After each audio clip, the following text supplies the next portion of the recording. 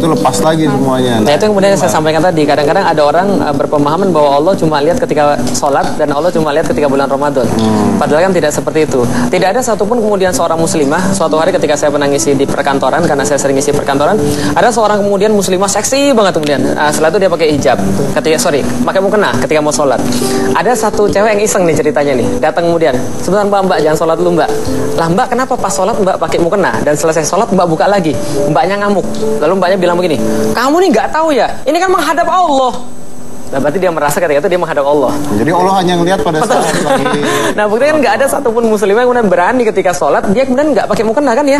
Artinya mereka paham betul bahwa pakaian sehari-hari mereka tidak syar'i kemudian untuk dipakai ketika untuk sholat. Yang padahal kalau lagi kayak contoh lagi umroh misalnya di Arab aja mereka tidak menggunakan mukena karena memang pakaiannya sudah. Betul. Nah karena itu hijab syar'i bedanya dengan hijab gaul adalah kalau hijab syar'i itu bisa langsung dipakai untuk sholat.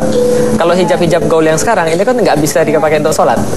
Nah itu gimana kalau hijab gaul gimana menurut Anda? Nah kalau hijab gaul itu ini fenomena memang menarik ya. Satu ini adalah bagian daripada kita bersyukur karena ini adalah semangat orang untuk lebih mempelajari tentang Islam.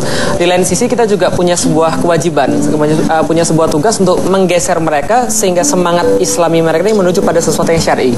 Nah hijab syar'i yang dimaksud dalam Islam adalah satu, kalau kerudungnya harus menutup pada dada, harus diulurkan, bukan dilipat, bukan diikat, bukan sebagainya.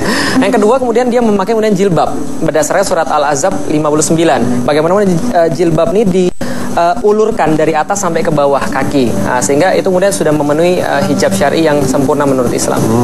Oke. Tapi setidaknya ini adalah sebuah kemajuan juga yang ada sisi yang harus kita hargai. Ya kan kalau enggak karena mungkin anak-anak sudah mulai ada keinginan untuk menggunakan hal-hal tersebut. Setiap kebaikan sekecil apapun itu adalah bagian daripada kontribusi yang bisa mereka lakukan. Dan kita harus justru menyemangati, bukan malah mencela, bukan malah menjatuhkan. Iya, karena kalau mencela juga akhirnya lama-lama mutung. Iya, akhirnya jadi negatif semua ya. Betul.